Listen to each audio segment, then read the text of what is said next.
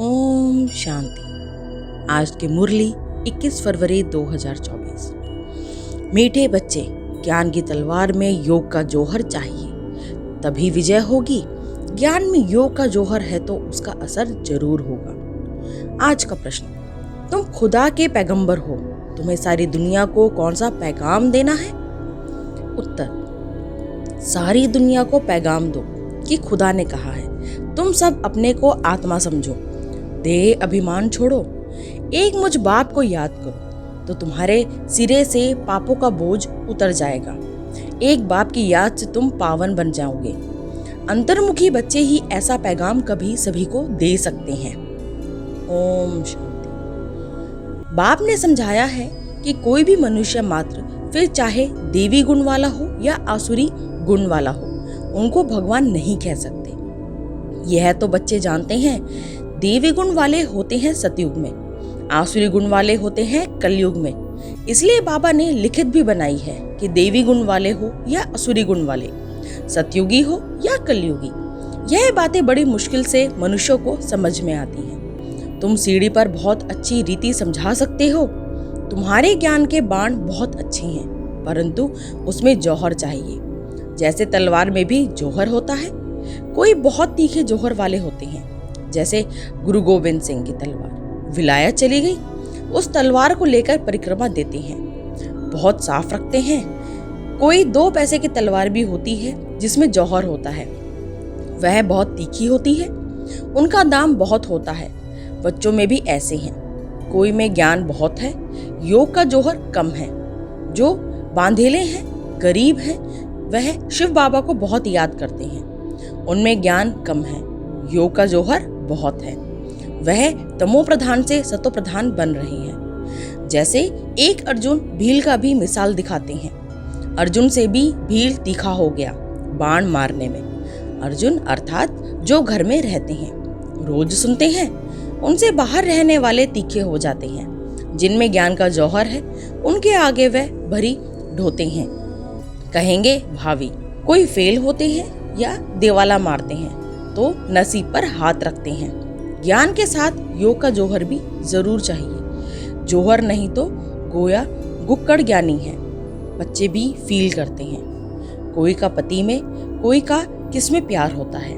ज्ञान में बहुत तीखे होते, लेकिन अंदर खिटखिट रहती है। यहाँ तो बिल्कुल साधारण रहना है, सब कुछ देखते हुए जैसे देखते ही नहीं। एक बाप से ही प्रीत है, तब तो गाया जाता है काम कार डे। ऑफिस आदि में काम करते भी बुद्धि में याद रहे कि मैं आत्मा हूँ। बाबा ने फरमान किया है कि मुझे याद करते रहो।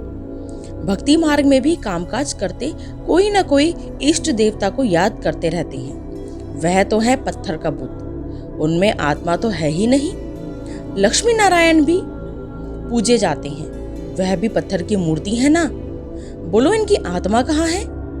अब तुम समझते हो जरूर कोई नाम रूप में है। अब तुम फिर योग बल से पावन देवता बन रहे हो। एम ऑब्जेक्ट भी है। दूसरी बात समझाते हैं, ज्ञान सागर और ज्ञान गंगाएं इस पुरुषोत्तम संगम युग पर ही होते हैं, बस एक ही समय पर होते हैं। ज्ञान सागर आते ही है कल्प के इस पुरुषोत्तम संगम युग पर। ज्ञान सागर है निराकार परमपिता परमात्मा शिव। उनको शरीर जरूर चाहिए जो बात भी कर सके, बाकी पानी की तो बात ही नहीं। यह तुमको ज्ञान मिलता ही है संगम युग पर, बाकी सबके पास है भक्ति। भक्ति मार्ग वाले गंगा के पानी को भी पूछते रहते हैं। पतित पावन तो एक ही बाप है, वह आते ही हैं एक बार जब पुरानी दुनिया बदलनी है। अब यह किसको समझाने में बुद्धि भी चाहिए। एकांत में विचार सागर मंथन करना पड़े। क्या लिखे जो मनुष्य समझ जाए कि ज्ञान सागर परमपिता परमात्मा एक शिव ही है। वह जब आते हैं, उनके बच्चे जो ब्रह्म कुमार कुमारियां बनते हैं, वह ज्ञान धारण कर ज्ञान गंगाएं बनते हैं। अनेक ज्ञान गंगाएं हैं जो ज्ञान सुनाते रहते हैं, वो ही सदित कर सकते हैं। पानी में स्नान करने से पावन नहीं बन सकते, ज्ञान होता ही है संगम पर। यह समझाने की युक्ति चाहिए, बड़ा अंतर्मुख चाहिए। शरीर का भान छोड़ अपने को आत्मा समझना है। इस समय कहेंगे हम पुरुषार्थी हैं, याद करते करते जब पाप खत्म होंगे तब लड़ाई शुरू होगी। जब तक सबको पैगाम मिल जाए, पैगाम अथवा मैसेज तो शिव बाबा ही देते हैं। खुदा को पैगंबर कहते हैं ना। तुम सबको यह पैगाम पहुंचाते हो कि अपने को आत्मा समझ परमपिता परमात्मा के साथ योग लगाओ। तो बाप प्रतिज्ञा करते हैं कि तुम्हारे जन्म जन्मांतर के पाप कट जाएंगे। यह तो बाप ब्रह्मा मुख से बैठ समझाते हैं। पानी की गंगा क्या समझाएगी? बेहद का बाप बेहद के बच्चों को समझाते हैं। तुम सतयुग में कितने सुखी संपत्तिवान थे, अभी दुखी कंगाल बन पड़े हो। यह है बेहद की बात। बाकी यह चित्र आदि सब भक्ति मार्ग के हैं। यह भक्ति मार्ग की सामग्री भी बननी है। शास्त्र पढ़ना, पूजा करना, यह भक्ति है ना। मैं थोड़े ही शास्त्र आदि पढ़ाता हूँ। मैं तो तुम पतितों को पावन बनाने के लिए ज्ञान सुनाता हूँ कि अपनों को आत्मा समझो। अभी आत्मा और शरीर दोनों ही पतित है। अब बाप को याद करो तो तुम यह देवता बन जाओगे। देह के सर्व पुराने संबंधियों से ममत्व मिट जाए। गाते भी हैं, आप आएंगे तो हम और कोई की नहीं सुनेंगे। एक आप से ही सब संबंध जोड़ेंगे और सब देहधारियों को भूल जाएंगे। अब बाप तुमको अपना वादा याद कराते हैं। बाप कहते हैं मेरे साथ योग लगाने से ही तुम्हारे विकर्म विनाश होंगे। तुम नई दुनिया के मालिक बन जाओगे। यह है एम ऑब्जेक्ट। राजाओं के साथ प्रजा भी जरूरी बननी है। राजाओं को दास दासियां भी चाहिए। बाप सब बातें समझाते रहते हैं। अच्छी तरह योग में नहीं रहेंगे, देवी गुण धारण नहीं करेंगे तो उच्च पद कैसे पाएंगे। घर में कोई ना कोई बात बात पर झगड़ा कलह होती ही है ना। बाप लिख देते हैं तुम्हारे घर में कलह है, इसलिए ज्ञान ठहरता नहीं। बाबा पूछते हैं स्त्री पुरुष दोनों ठीक चलते हैं? चलन बड़ी अच्छी चाहिए, क्रोध का अंश भी ना रहे। अब तो दुनिया में कितना हंगामा और अशांति है। तुम्हारे में बहुत ज्ञान योग में तीखे हो जाएंगे तो और भी बहुत याद करने लग पड़ेंगे। तुम्हारी प्रैक्टिस भी अच्छी हो जाएगी और बुद्धि भी विशाल हो जाएगी। बाबा को छोटे चित्र इतने पसंद नहीं आते हैं। सब बड़े बड़े चित्र हों, बाहर मुख्य स्थानों पर रखो। जैसे नाटक के बड़े बड़े चित्र रखते हैं ना, अच्छे अच्छे चित्र बनाओ जो बिल्कुल खराब ना हो। सीढ़ी भी बहुत बड़ी बड़ी बनाकर ऐसी जगह रखो जो सबकी नजर पड़े। सीट पर ही रंग आदि ऐसा मजबूत हो जो पानी व धूप में खराब ना हो। मुख्य स्थानों पर रख दो। या कहाँ एग्जीबिशन होती है तो मुख्य बड़े 2-3 चित्र ही काफी हैं। यह गोला भी वास्तव में दीवार जितना बनना चाहिए। बल 8-10 आदमी उठाकर रखे, कोई भी दूर से देखे तो एकदम क्लियर मालूम पड़ जाए। सतयुग में तो और सब इतने धर्म होते नहीं, वह तो आते ही बाद में है। पहले तो स्वर्ग में बहुत थोड़े मनुष्य होते हैं। अब स्वर्ग है या नरक, तुम इस पर बहुत अच्छी तरह समझा सकते हो। जो आए उनको समझाते रहो। बड़े बड़े चित्र हो, कैसे पांडवों के बड़े बड़े बुत बनाते हैं। तुम भी पांडव हो ना। शिव बाबा तो संगम पर चढ़ाते हैं। वह श्री कृष्ण है, सतयुग का फर्स्ट प्रिंस। तुम समझाते समझाते अपनी राजाई स्थापन पर लेते हो। कोई पढ़ते पढ़ते छोड़ देते हैं। स्कूल में भी कोई नहीं पढ़ सकते हैं तो पढ़ाई छोड़ देते हैं। यहाँ भी बहुत हैं जिन्होंने पढ़ाई को छोड़ दिया है, फिर वह स्वर्ग में नहीं आएंगे क्या?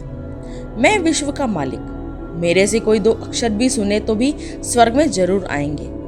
आगे चलकर ढेर सुनेंगे। यह सारी राजधानी स्थापन होती है कल्प पहले मिसल। बच्चे समझते हैं हमने अनेक बार राज्य मिला है फिर गंवाया है। हीरे जैसा थे फिर कौड़ी जैसा बने हैं। भारत हीरे मिसल था, अभी फिर क्या हुआ है? भारत तो वो ही होगा ना। इस संगम को पुरुषोत्तम युग कहा जाता है। उत्तम से उत्तम पुरुष भी है, बाकी सब है कनिष्ठ। जो पूज्य थे वही फिर पुजारी बने हैं। 84 जन्म लेते हैं। वह शरीर भी खत्म हो गए, आत्मा भी तमोप्रधान हो गई। जब सतोप्रधान है तब तो पूजे ही नहीं, चैतन्य में है। अब तुम शिव बाबा को चैतन्य में याद करते हो, फिर पुजारी बनेंगे तो पत्थर को पूजेंगे।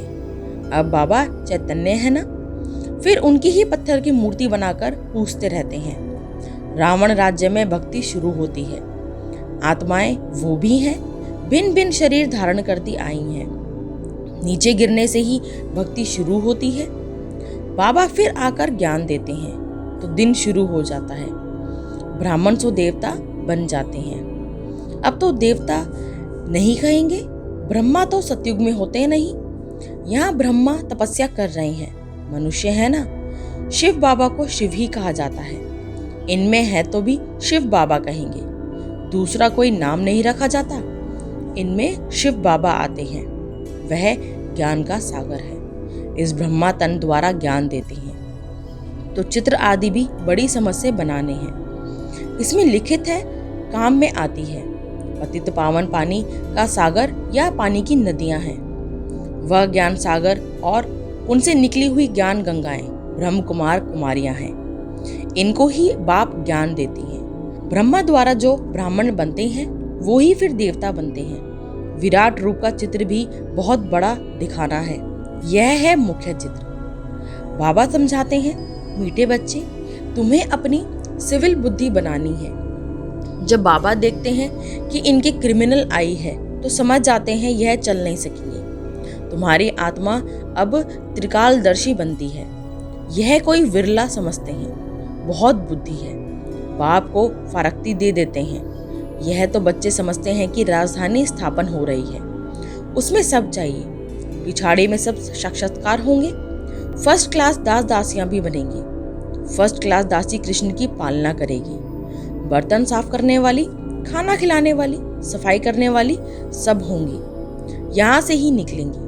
फर्स्ट नंबर वाली जरूर अच्छा पद पाएगी। वह भाषणा आती है।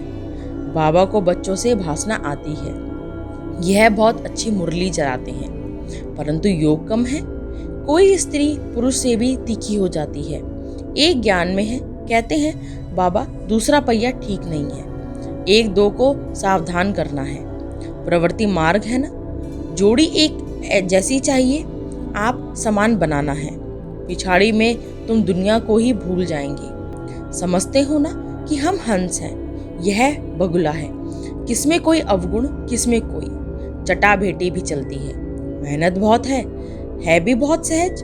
सेकंड में जीवन मुक्ति, बिगर कौड़ी खर्च ऊंच से ऊंच पद पा सकते हैं। गरीब जो है वह अच्छी सर्विस करते रहते हैं। यह तो पता है ना कि कौन कौन खाली हाथ आए हैं। बहुत कुछ ले आने वाले आज है नहीं, और गरीब बहुत उच्च मर्तबा पा रहे हैं। मीठे मीठे सिकी लदे बच्चों प्रति माता पिता बाप दादा का याद प्यार और गुड मॉर्निंग। रूहानी बाप के रूहानी बच्चों को नमस्ते। धारणा के लिए मुख्य सार। नंबर 1, ज्ञान तलवार में याद का जौहर भरने के लिए कर्म करते अंतर्मुखी बन अभ्यास करना है कि मैं आत्मा हूँ। मुझ आत्मा को बाप का फरमान है कि निरंतर मुझे याद करो। एक बाप से सच्ची प्रीत रखो।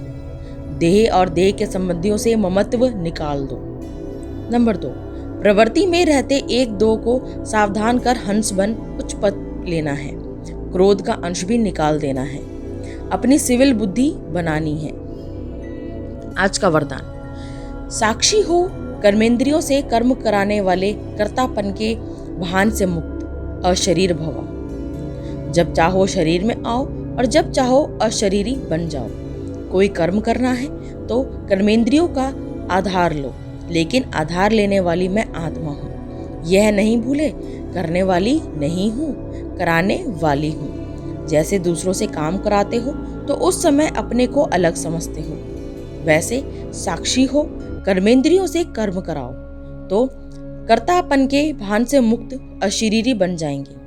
कर्म के बीच बीच में 1-2 मिनट भी अशरीरी होने का अभ्यास करो तो लास्ट समय में बहुत मदद मिलेगी। आज का स्लोगन। विश्व राजन बनना है तो विश्व को सकाश देने वाले बनो। ओम शांति।